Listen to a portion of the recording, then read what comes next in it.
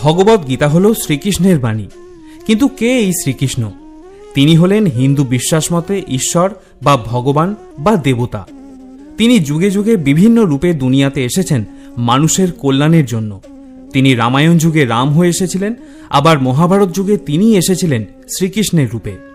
শ্রীমদ্ ভগবদ্গীতায় শ্রীকৃষ্ণ বলেছেন, যখনই পৃথিবীতে অধর্মের প্রাদুর্ভাব দেখা দেবে এবং দুরাচারীর অত্যাচার ও নিপীড়ন বেড়ে যাবে, তখন তিনি ধর্ম সংস্থাপনের জন্য অবতার রূপ নিয়ে এই ধরাধামে অবতীর্ণ হবেন। শ্রীমদ্ ভগবদ্গীতা একটি নিত্য পাঠ্য গ্রন্থ। অনেকে আছেন যারা খুব ছোটবেলা থেকেই গীতাপাঠ করে থাকেন, তবে কে কতবার গীতাপাঠ শেষ করেছে সেটা কিন্তু বড় ব্যাপার নয়। বড় ব্যাপার হলো কে কতটা বুঝে গীতাপাঠ করেছে। বলা হয়ে থাকে, গীতার একটি শ্লোকের মর্মার্থ যদি কেউ বুঝে থাকে তাহলে তার জীবনে আমূল পরিবর্তন সাধিত হয়। গীতা আমাদের শেখায় কিভাবে আমরা জীবনে চলব, কিসের উদ্দেশ্যে আমাদের জীবনের এই পথ চলা, কিভাবে মোক্ষলাভ সম্ভব ইত্যাদি।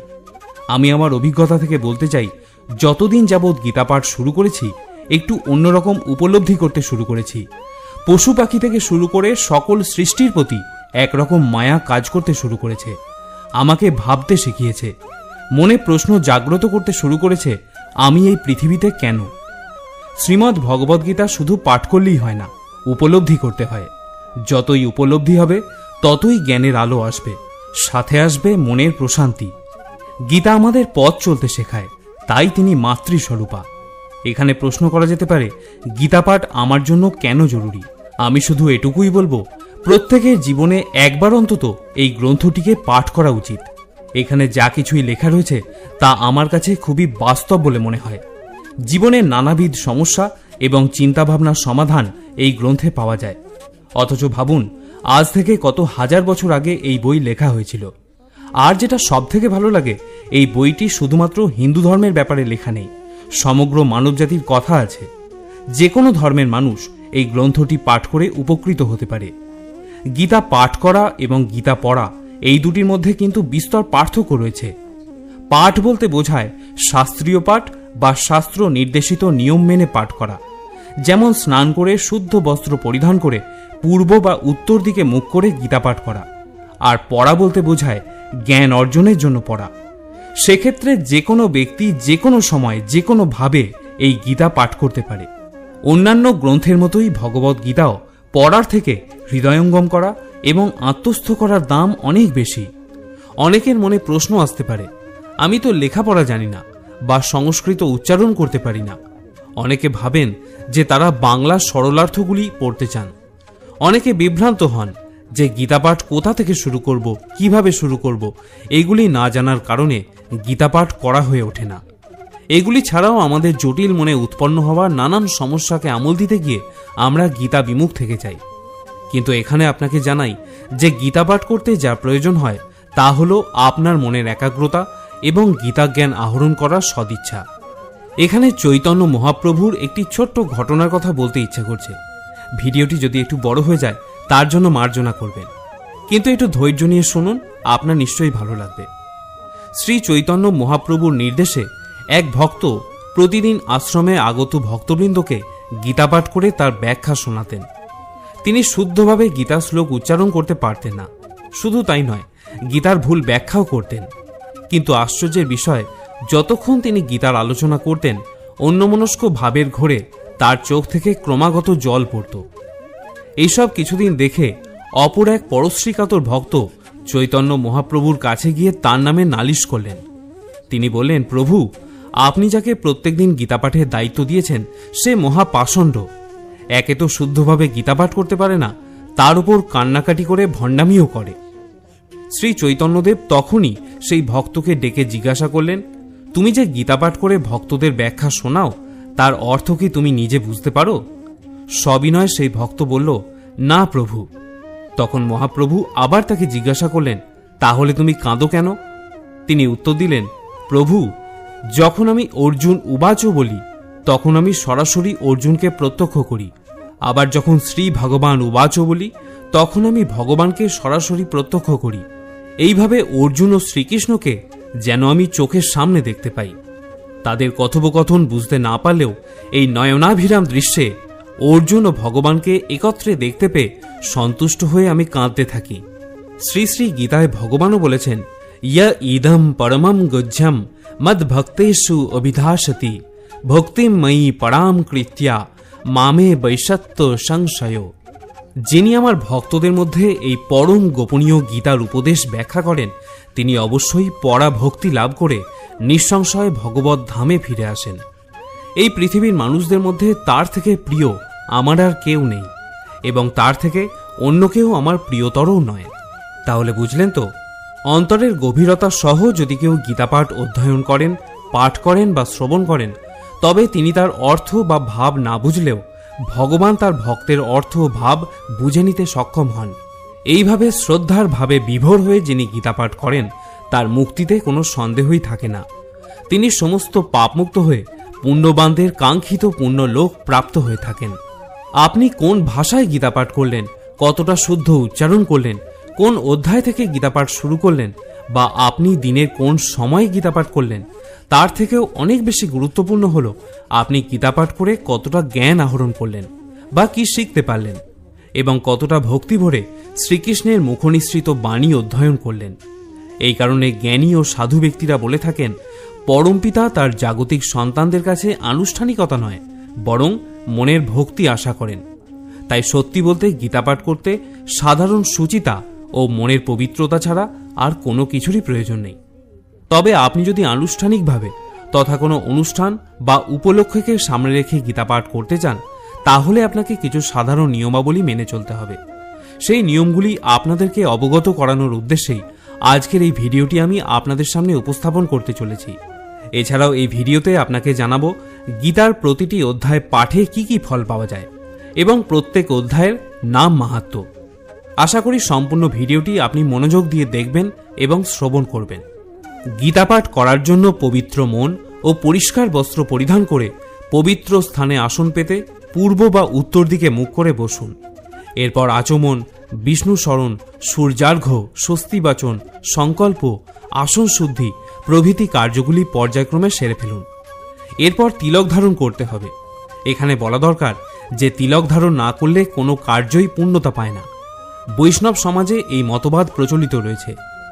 তিলক ধারণের এবং শরীরের কোন অংশে তিলক ধারণ করতে হবে তা আমি স্ক্রিনে দিয়ে দিলাম। শাস্ত্রে বলা হয়েছে আমাদের শরীর হলো মন্দির। এই শরীরের 12টি স্থানে 12 জন দেবতা বাস করেন। তাই এই 12টি স্থানে তিলক ধারণ করলে মনের একাগ্রতা বাড়ে। বিশেষত কপালে তিলক ধারণে আত্মা পরিশুদ্ধ হয়। এবারে ফিরে আসি গীতাপাঠের নিয়মাবলী নিয়ে। প্রথম ধাপে বলুন ওম তৎসৎ। দ্বিতীয় ধাপে স্মরণ করুন গুরুদেবকে, কারণ গুরুই ব্রহ্মা, গুরুই বিষ্ণু এবং গুরুই মহেশ্বর। তাই গুরুদেবের স্মরণে পাঠ করুন ওম অখণ্ডমণ্ডলাকারম ব্যাপ্তম যেন চরাচরম তৎপদম দর্শিতম যেন তস্मै শ্রী গুরবে নমঃ। অজ্ঞানতিমিরান্ধস্য জ্ঞানাঞ্জন শলাকয়া চক্ষুরুন্মীলিতম যেন তস্मै শ্রী গুরবে নমঃ।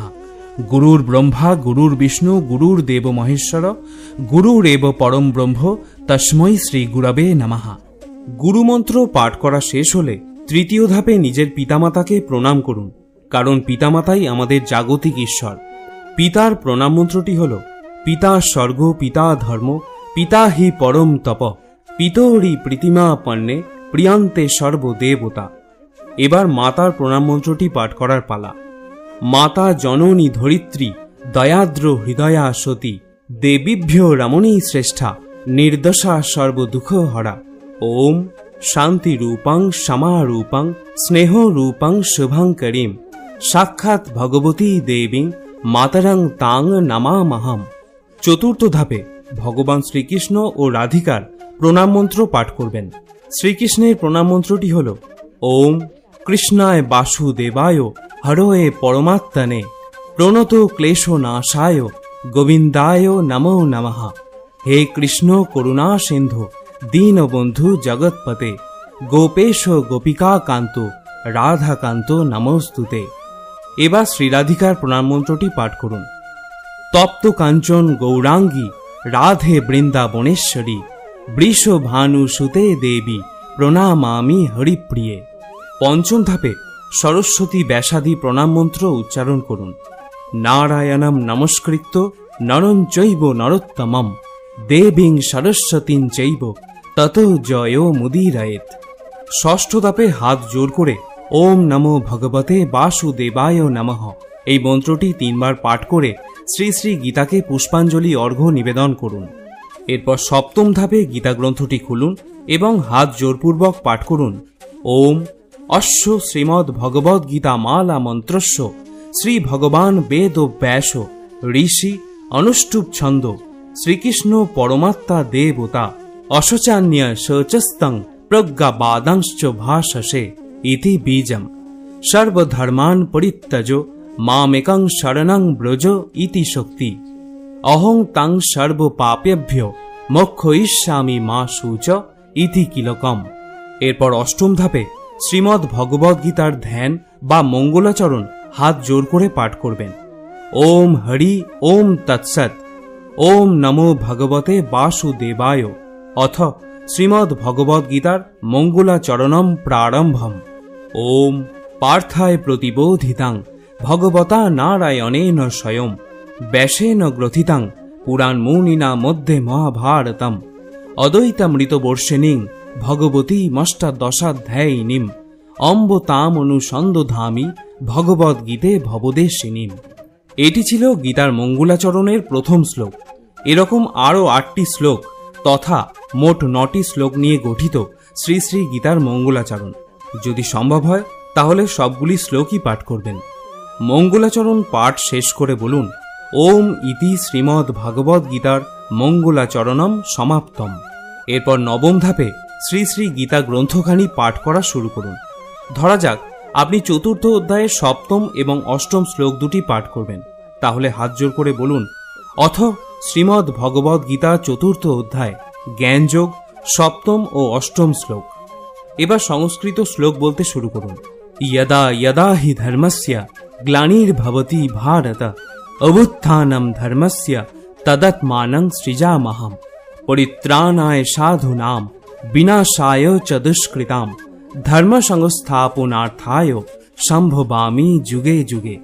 সরলার্থ, হে ভারত, যখনই ধর্মের অধঃপতন হয় এবং অধর্মের অভ্যুত্থান হয় তখন আমি নিজেকে প্রকাশ করে অবতীর্ণ হই সাধুদের পরিত্রাণ করার জন্য এবং দুষ্কৃতকারীদের বিনাশ করার জন্য এবং ধর্ম সংস্থাপনের জন্য আমি যুগে যুগে এই ধরাধামে অবতীর্ণ হই।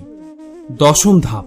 এই পর্যন্ত পাঠ করে আপনি যদি গীতা পাঠ শেষ করতে চান তাহলে বলুন ওম তৎসৎ ইতি শ্রীমদ্ ভগবদ গীতাসু উপনিষদসু ব্রহ্মবিদ্যায়াং যোগশাস্ত্রে শ্রীকৃষ্ণার্জুন সংবাদে জ্ঞানযোগ নামকং চতুর্থ অধ্যায় একাংশেন সমাপ্তম। এখানে বলে রাখি, যদি আপনি সম্পূর্ণ অধ্যায় পাঠ করে থাকেন তাহলে একাংশেন শব্দটির উচ্চারণের প্রয়োজন নেই। একাদশতম ধাপে শ্রী শ্রী গীতার মাহাত্ম্য পাঠ করুন। মনে রাখবেন, আপনি শ্রী শঙ্করাচার্য প্রণীত গীতা মাহাত্ম্য বা শ্রীল ব্যাসদেবকৃত গীতা মাহাত্ম্য বা শ্রী বৈষ্ণবীয় তন্ত্রসারোক্ত গীতা মাহাত্ম্য যে কোনো মতের গীতা মাহাত্ম্য থেকে যে কটি ইচ্ছা শ্লোক সরলার্থ সহ পাঠ করবেন। দ্বাদশ ধাপে পরম পুরুষ ভগবান শ্রীকৃষ্ণের কাছে ক্ষমা ভিক্ষা করুন, কারণ কৃষ্ণন্তু ভগবান স্বয়ং ঈশ্বর পরম কৃষ্ণ সচ্চিদানন্দ বিগ্রহ অনাদিরাদি গোবিন্দ সর্বকারণ কারণম। ক্ষমা ভিক্ষা মন্ত্রটি হল ওম যদক্ষরং পরিভ্রষ্টং মাত্রাহীনঞ্চ যদ ভবেৎ পুণ্যং ভবতু তৎসর্বং তৎপ্রসাদাৎ জনার্দনা পূর্ণমদঃ পূর্ণমিদং পূর্ণাৎ পূর্ণমুদচ্যতে পূর্ণস্য পূর্ণমাদায় পূর্ণমেবাবশিষ্যতে। জয় গীতা, জয় গীতা, জয় গীতা। ত্রয়োদশ ধাপে শ্রী শ্রী গীতার 18টি গুহ্য নাম কীর্তন করুন। ওম গঙ্গা গীতা চ সাবিত্রী সীতা সত্যা পতিব্রতা ব্রহ্মাবলী ব্রহ্মবিদ্যা ত্রিসন্ধ্যা মুক্তি গেহিনী অর্ধমাত্রা চিদানন্দা ভবগ্নি ভ্রান্তিনাশিনী বেদত্রয়ী পরানন্দা তত্ত্বার্থ জ্ঞান মঞ্জুরি। এরপর 14 নম্বর ধাপে পঞ্চতত্ত্বসহ তারক ব্রহ্ম মহানাম জপ করুন। জয় শ্রীকৃষ্ণ চৈতন্য প্রভু নিত্যানন্দ শ্রী অদ্বৈত গদাধর শ্রীবাসাদি গৌর ভক্তবৃন্দ। হরে কৃষ্ণ কৃষ্ণ কৃষ্ণ হরে হরে, হরে রাম রাম রাম হরে হরে। এরপর অন্তিম ধাপে শান্তিমন্ত্র উচ্চারণ করুন। সর্বে সুখীন ভবন্তু, সর্বে সন্তু নিরাময়া, সর্বে ভদ্রাণি পশ্যন্তু, মা কশ্চিৎ দুঃখ ভাগ ভবেত। সকলে সুখী হন, নীরোগ হন এবং প্রশান্তি লাভ করুন। কেউ যেন দুঃখ ভোগ না করে। ওম শান্তি, ওম শান্তি, ওম শান্তি। এবারে আসুন জেনে নেওয়া যাক গীতার প্রতিটি অধ্যায় পাঠে কি কি ফল পাওয়া যায়। গীতার প্রথম অধ্যায় পাঠ করলে মানুষের মন পবিত্র হয়। দ্বিতীয় অধ্যায় পাঠ করলে নির্মলতা লাভ করা যায়। তৃতীয় অধ্যায় পাঠ করার ফলে সর্বপাপ দূর হয়ে যায়। চতুর্থ অধ্যায় পাঠ করলে ব্রহ্মহত্যা এবং স্ত্রী হত্যাজনিত পাপ তৎক্ষণাৎ দূর হয়ে যায়। পঞ্চম অধ্যায় পাঠ করলে চৌর্য মহাপাপ দূর হয়। ষষ্ঠ অধ্যায় পাঠ করার ফলে মন্দ ভাগ্য বিনাশ হয়। সপ্তম অধ্যায় পাঠ করলে বুদ্ধির নির্মলতা লাভ করে। অষ্টম অধ্যায় পাঠ করার ফলে অখাদ্য ও অপেয়জাত সকল প্রকার পাপ দূর হয়। নবম অধ্যায় পাঠ করলে পৃথিবী দানের মতো পূর্ণ ফল লাভ হয়। দশম অধ্যায় পাঠ করলে সর্বপাপ বিনষ্ট হয়ে শ্রেষ্ঠ জ্ঞান জন্ম হয়। একাদশ অধ্যায় পাঠ করলে ব্রহ্মজ্ঞান লাভ হয়ে মুক্তি লাভ হয়। দ্বাদশ অধ্যায় পাঠের ফলে বিশুদ্ধ ভক্তি জন্মে। ত্রয়োদশ অধ্যায় পাঠে জ্ঞানচক্ষুর বিকাশ হয়। চতুর্দশ অধ্যায় পাঠ করলে অশ্বমেধাদি যজ্ঞের ফলাফল লাভ হয়। পঞ্চদশ অধ্যায় পাঠ করলে নির্মল জ্ঞান লাভ করে যোগী হওয়া যায়। ষোড়শ অধ্যায় পাঠ করলে মনুষ্য সংসার বন্ধন থেকে মুক্তি লাভ করে। সপ্তদশ অধ্যায় পাঠ করলে রাজপেয় নামক যজ্ঞের ফল লাভ হয় এবং অষ্টাদশ অধ্যায় পাঠ করলে জ্ঞানরূপ অগ্নি দ্বারা পাপকে দূর করা যায়। এবারে শ্রী শ্রী গীতার নাম মাহাত্ম্যগুলি শ্রবণ করুন। আপনারা ইতিমধ্যেই গীতার 18টি গুহ্য নাম শ্রবণ করেছেন। এই 18টি নামেরও রয়েছে ভিন্ন ভিন্ন নাম মাহাত্ম্য। গীতার প্রথম নাম হল গঙ্গা। গঙ্গা স্নান যেমন আমাদের পবিত্র করে, তেমনি গীতা পাঠ আমাদের মনকে পবিত্র করে বলে এটিও গীতার একটি নাম। গীতা গীতা হল ভগবান শ্রীকৃষ্ণের মুখনিসৃত বাণীর সংকলন। এই গ্রন্থটি মহাভারতেরই একটি অংশ। সাবিত্রী মহাসতী সাবিত্রী তার মৃত স্বামীকে ছিনিয়ে এনেছিলেন যমরাজের কাছ থেকে। তার সম্মানের অর্থে শ্রী শ্রী গীতার আরেক নাম হল সাবিত্রী। সীতা দেবী সীতার পবিত্রতা যেমন অক্ষয়, তেমনি গীতার পবিত্রতাও অক্ষয়। শত অসুর দানব যেই এসে একে ছুঁয়ে যাক, অপবিত্র করার চেষ্টা করুক, গীতার পবিত্রতা কখনোই বিনষ্ট হয় না। সত্যা গীতাতে পরম সত্য পরমেশ্বরের কথা বলা হয়েছে বলে গীতার আরেক নাম হল সত্যা। পতিব্রতা পতির প্রতি ব্রতী যে নারী, তিনি হলেন পতিব্রতা। তবে এখানে পতি অর্থে জগৎপতি তথা স্বয়ং শ্রীকৃষ্ণকে বোঝানো হয়েছে। শ্রীকৃষ্ণের প্রতি আনুগত্য যেমন তার প্রিয়, তেমনি গীতা গ্রন্থখানিও তার অত্যন্ত প্রিয়। ব্রহ্মাবলী ব্রহ্মশক্তি থেকে নির্গত শক্তিকে বলা হয় ব্রহ্মাবলী, যে শক্তির কোনো বিনাশ নেই। অনুরূপভাবে গীতারও কোনো বিনাশ নেই। ব্রহ্মবিদ্যা ব্রহ্মবিদ্যা বলতে ব্রহ্মশক্তির পরিচয়ক এই গীতা, তাই তাকে ব্রহ্মবিদ্যা বলা হয়েছে। ত্রিসন্ধ্যা গীতাপাঠের মুহূর্তটি ত্রিসন্ধ্যা, অর্থাৎ সূর্যোদয়ের পূর্বে, মধ্যাহ্নে ও সূর্যাস্তের পর বন্দনা করার সমান পবিত্র। তাই শ্রী শ্রী গীতাকে ত্রিসন্ধ্যা বলা হচ্ছে। মুক্তি গেহিনী মুক্তি ও মোক্ষের পথ দেখায় বলে গীতাকে বলা হয় মুক্তি গেহিনী। অর্ধমাত্রা ভগবানের অর্ধেক মাত্রা ফুটে ওঠে বলে এই গ্রন্থখানির আরেক নাম হল অর্ধমাত্রা। পূর্ণরূপ পাওয়া যায় যখন সকল শাস্ত্রের জ্ঞান হয়। চিদানন্দা চিত বা জ্ঞান জগতের যে আনন্দ, তাই হল চিদানন্দা, এবং গীতা পাঠ করে এই আনন্দই লাভ করা যায়। ভবগ্নি ভব যার অর্থ হল বস্তু বা মায়ার জগৎ, আর ঘ কথার অর্থ হল ধ্বংস করা, অর্থাৎ যে বস্তু জগতের মায়াকে ধ্বংস করে। শ্রী শ্রী গীতা আমাদের পার্থিব মায়াকে ধ্বংস করে চিন্ময় ধামের প্রতি আকর্ষিত করে তোলে। ভ্রান্তি নাশিনী আমরা আমাদের চারপাশের জিনিস দেখে বিভ্রান্ত হই, আর একমাত্র গীতাই পারে আমাদের এই ভ্রান্তি বিনাশ করতে, তাই গীতাকে ভ্রান্তি নাশিনী বলা হয়েছে। বেদত্রয়ী গীতা হচ্ছে ঋগ্বেদ, সামবেদ ও যজুর্বেদ এই 3 বেদের সার কথা, তাই গীতাকে সংক্ষেপে বেদত্রয়ী বলা হয়ে থাকে। পরানন্দা। গীতা পাঠকালে পাঠককে ও শ্রবণে শ্রোতাকে পরম আনন্দ দেয় বলে এর আরেক নাম হল পরানন্দা। তত্ত্বার্থ: সকল শাস্ত্রে যেই তত্ত্বের কথা আলোচনা করা হয় তার সরলার্থ হল এই শ্রীমদ্ ভগবদ্ গীতা। তাই গীতাকে সকল শাস্ত্রের তত্ত্বার্থ বলা হয়ে থাকে। জ্ঞান ও মঞ্জরি: একজন মানুষ বা জীবন জগতের জন্য যে সকল জ্ঞানের প্রয়োজন তার সকল কিছুই গীতায় মঞ্জরীকৃত রয়েছে। তাই শ্রীগীতা জ্ঞান ও মঞ্জরি নামেও জগৎ বিখ্যাত। প্রিয় শ্রোতা বন্ধুরা, আজকের এই ভিডিওটি যারা শেষ পর্যন্ত দেখলেন তাদের প্রতি আমি সত্যিই কৃতজ্ঞ। আশা করি সম্পূর্ণ ভিডিওটি দেখে কিছু নতুন জিনিস শিখতে এবং জানতে পেরেছেন। আর যদি কোনো ভুল ত্রুটি হয়ে থাকে নিজ গুণে মার্জনা করবেন। যদি সম্পূর্ণ ভিডিওটি দেখে আপনার তথ্যপূর্ণ মনে হয় তাহলে কমেন্টে জয় শ্রীকৃষ্ণ লিখে